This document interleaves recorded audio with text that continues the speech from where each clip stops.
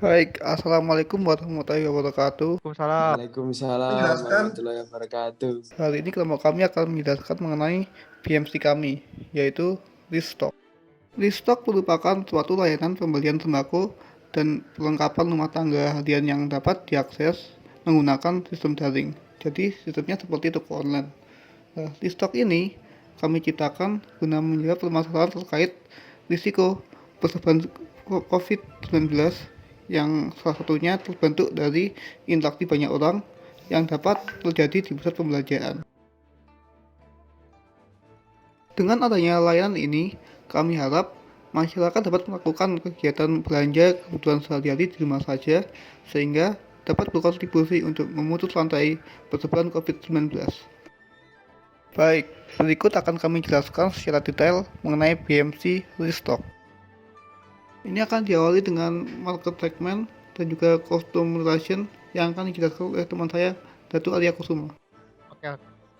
Selanjutnya saya akan membahas tentang market segmen. Nah, market segmen dari restock sendiri ini yang paling utama adalah masyarakat peduli pandemi ya. Karena fokus dari restock sendiri pertamanya adalah bagaimana memutuskan mata rantai dari corona sendiri dan fokuskan pada social distancing itu. Nah, setelah itu fokus kita misalnya corona sudah hilang, kita akan lebih fokus kepada IRT dan asisten ibu rumah tangga dan asisten ibu rumah tangga. Nah, sebenarnya banyak contoh dari ibu rumah tangga itu sendiri. Seperti salah satu contohnya adalah pada saat langganan atau istilahnya restocker aslinya itu tidak ada. Nah, banyak ibu-ibu rumah tangga itu biasanya kebingungan, apalagi pada masa-masa sekarang. Nah, restock itu akan menjadi suatu pilihan yang bagus dari para ibu rumah tangga tersebut. Nah, selanjutnya adalah bagi masyarakat berjam tinggi, hampir sama dengan ibu rumah tangga. Nah, cuman masalahnya bedanya adalah kalau masyarakat kerja jam tinggi itu biasanya tidak sempat untuk keluar ke pasar atau membeli bahan-bahan, istilahnya sudah tidak ada waktu. Nah, makanya dengan restock pun meskipun pada saat bekerja nanti bisa diatur kapan untuk dikirim ke rumah dan tinggal langsung dibeli aja di tempat itu. Dan nggak usah nggak harus pergi ke toko-toko retail. Nah, terus pelaku usaha baru. Nah, banyak dari pengusaha-pengusaha baru ini yang masih kebingungan ke itu bagaimana nge-stok apa namanya bahan-bahan dari produk mereka. Nah, eh, sekali lagi restock juga bisa menjadi pilihan utama bagi pilihan dari para pelaku usaha yang baru ini. Nggak usah harus pikir panjang lagi. Nah, selanjutnya adalah mahasiswa. Nah, maksudnya adalah mahasiswa-mahasiswa rantau. Mahasiswa-mahasiswa rantau kan pada awalnya kan tidak ini ya, tidak apa istilahnya itu eh, tidak familiar dengan apa namanya wilayah sekitarnya. Nah, maka dari itu juga lebih menghemat waktu juga, tidak repot dan apalagi orang-orang zaman sekarang kan pengen nggak repot. Nah, kita bisa membantu mereka. Nah, selanjutnya adalah masyarakat-masyarakat umum yang sekiranya membutuhkan jasa. Nah, selanjutnya saya akan membahas tentang customer relation kita. Nah, ada dua, yaitu adalah promotion mix dan great service. Nah, yang pertama itu maksudnya promotion mixnya adalah promosi secara offline dan online. Nah, cara restock berinteraksi pada konsumer itu salah satunya ya dengan cara tadi itu yang kan seperti promosi secara offline dan offline. Nah, ini hal penting karena agar apa kita tuh bisa mengenalkan restock pada konsumen dan agar bagaimana kita juga bisa mengatur agar konsumen itu selalu loyal dan terhadap pelayanan-pelayanan yang kami berikan. Nah, selanjutnya adalah pelayanan cepat dan ramah. Di Stocknet ini kan ini adalah sebuah marketplace ya yang berbasis di web. Nah, media-media lainnya selain web itu juga Restock akan memakai golongannya WA, Line, dan Facebook. Jadi modelnya nanti pelayanannya itu jika eh, kita kita akan selalu standby di WA dan Facebook untuk menjawab tanggapan, keluhan, saran dan pesanan konsumen yang selanjutnya saya serahkan kepada teman. Oke, selanjutnya saya akan menjelaskan mengenai channel. Jadi untuk jangka awal pada saat kita mulai membangun bisnis ini, kita akan menggunakan media sosial, yaitu Instagram dan juga WhatsApp for business. Ini dikarenakan kita ingin membuka pasar dulu, di mana kita tidak ingin menghabiskan banyak uang untuk membuat website atau sebagainya sebelum ada konsumen yang menjanjikan untuk menggunakan media kami ini.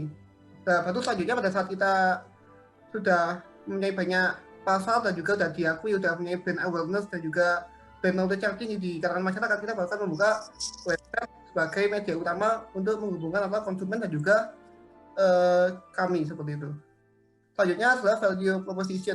Yang pertama adalah tentu adanya TikTok ini konsumen dapat belanja kebutuhan harian tanpa keluar rumah, sehingga tidak ada resiko untuk penularan COVID dan juga tidak perlu mengeluarkan biaya usaha dan juga biaya waktu untuk berbelanja kebutuhan sehari-hari. Yang kedua, kita akan menggunakan sistem regional post, di mana ini seperti kita membuat pos-pos untuk distributor, sehingga konsumen yang pesan tidak perlu menunggu lama untuk barangnya diantar ke tempat mereka. Untuk sistem regional post ini akan kita lakukan membuat 2 atau 4 pos distributor di setiap kota seperti itu. Tapi ini juga jangka menengah lah seperti itu. Untuk awal ini kita masih berfokus di Malang dan juga di percobaan di Mojokerto seperti itu. Selanjutnya ada sistem paket dan konsumisasi. Jadi kami lebih berarti pada konsumen yang membeli paket kebutuhan yang mereka inginkan. Jadi misalnya mereka ingin membeli satu paket, soalnya paket itu isinya kayak sabun, minyak, dan lain-lain seperti itu. Jadi kita sudah paketkan, tapi mereka juga bisa mengkostumisasi paket tersebut seperti itu. Yang selanjutnya adalah tentu pengaturannya akan cepat dan juga melayani pesan spontan, sehingga ya dikatakan adanya sistem legal post tadi, maka pengaturan akan menjadi lebih cepat. Dan juga kita seperti GoFood, jadi konsumen pesan itu nggak usah membuat schedule dulu. Jadi pada saat mereka ingin pesan hari ini, maka hal itu juga pesanan akan langsung datang kepada mereka, tidak seperti penyedia layanan sembako yang lain yang online seperti yang ada di Jakarta seperti itu. Yang lain adalah kita menggunakan variasi metode pembelian yang beragam seperti OVO dan juga GoPay seperti itu, sehingga konsumen dapat lebih mudah untuk melakukan metode pembayaran kepada produk kami. Selanjutnya adalah revenue stream, di mana kami utamanya akan mendapatkan pendapatan dari pembelian produk oleh konsumen itu sendiri seperti itu. Untuk selanjutnya akan dijelaskan oleh teman saya. Untuk selanjutnya saya akan membahas tentang key resource dari Restock sendiri ini ada 5, yaitu ada 4, admin sosial media, developer, marketing, dan kurir, yang akan saya bahas satu persatu. Yang pertama, admin sosial media. Tugas seorang admin sosial media di Restock ini adalah mengelola akun sosial media yang dimiliki Restock. Sosial media ini digunakan Restock sebagai sarana promosi. Contoh dari sosial media yang dikelola admin kita yaitu Instagram, yang hampir digunakan semua orang saat ini. Dan selain itu, tugas dari admin sosial media yaitu menjawab semua pertanyaan atau keluhan atau saran yang disampaikan dari para customer di sosial media, bisa dari website. Nanti kita akan munculkan kolom pertanyaan atau keluhan atau saran di website jika customer ada unek-unek tentang Restock ini. Yang kedua ada developer. Tugas dari developer Restock ini adalah untuk merancang, membuat, dan memelihara situs web dari Restock ini, agar customer dapat selalu menggunakan situs web Restock ini tanpa ada kendala atau keluhan apapun dari customer. Yang ketiga ada marketer. Marketer di Restock ini mempunyai tugas bahwa dia harus benar-benar bisa memastikan bahwa Restock yang ia tawarkan bisa menembus target pasar yang diinginkan, serta dapat diterima dan disukai oleh pembeli yang akan terus kembali membeli dan menjadi pelanggan tetap. Yang keempat ada kurir.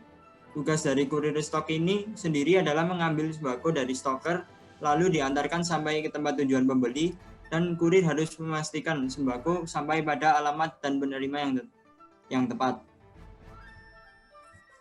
Baik, saya di sini akan menjelaskan tentang key activities dari restock. Key activities yang pertama yaitu maintain media sosial. Untuk jangka pendek, kita sebagai penghubung antara restock dengan produsen yang dengan konsumen yang ingin membeli produk kita, konsumen dapat memesan produk kita dari media sosial.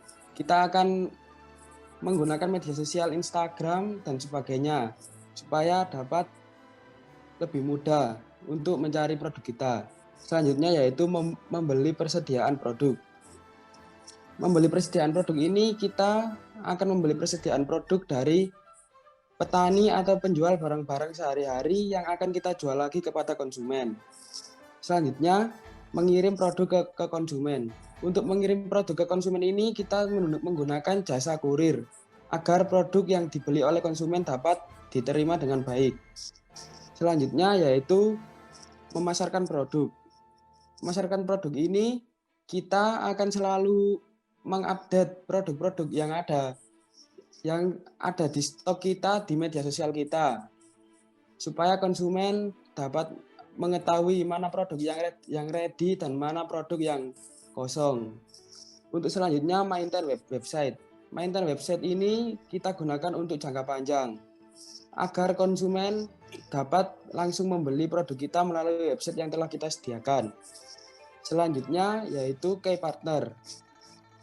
Key partner sendiri terdiri dari distributor bahan baku. Yang pertama adalah distributor bahan baku. Kita akan membeli bahan baku tersebut dari para penjual seperti petani dan sebagainya. Yang kedua adalah penyedia layanan e-wallet.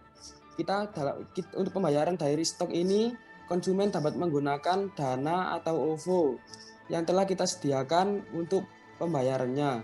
Jadi untuk konsumen yang membeli secara online tidak usah repot-repot. Kita sudah mempersiapkan Dana dan juga OVO. Selanjutnya, saya akan membahas cost structure dari stok ini. Cost structure ini yang pertama adalah biaya pembelian stok. Biaya yang dikeluarkan dari stok untuk membeli stok-stok bahan baku untuk dijual kembali kepada konsumen akhir. Yang kedua, upah pegawai. Pihak restock akan membayar gaji pegawai di setiap bulannya, seperti membayar admin sosial media, developer, marketing, dan kurir. Yang ketiga, ada biaya marketing. Restock mengeluarkan biaya untuk melakukan kegiatan promosi-promosi seperti penayangan iklan di media sosial, agar customer mudah tertarik dengan apa yang ditawarkan restock ini. Yang terakhir ada biaya maintenance website. Biaya yang dikeluarkan restock untuk memelihara website agar tidak mudah error. Jika website dari restock ini selalu di maintenance, terus mungkin ada perbaikan-perbaikan dari website agar dapat terus diupdate. Agar website restock ini selalu dapat mengikuti perkembangan zaman itu memerlukan biaya juga. Terima kasih. Sekian presentasi dari kelompok kami. Wassalamualaikum warahmatullahi wabarakatuh.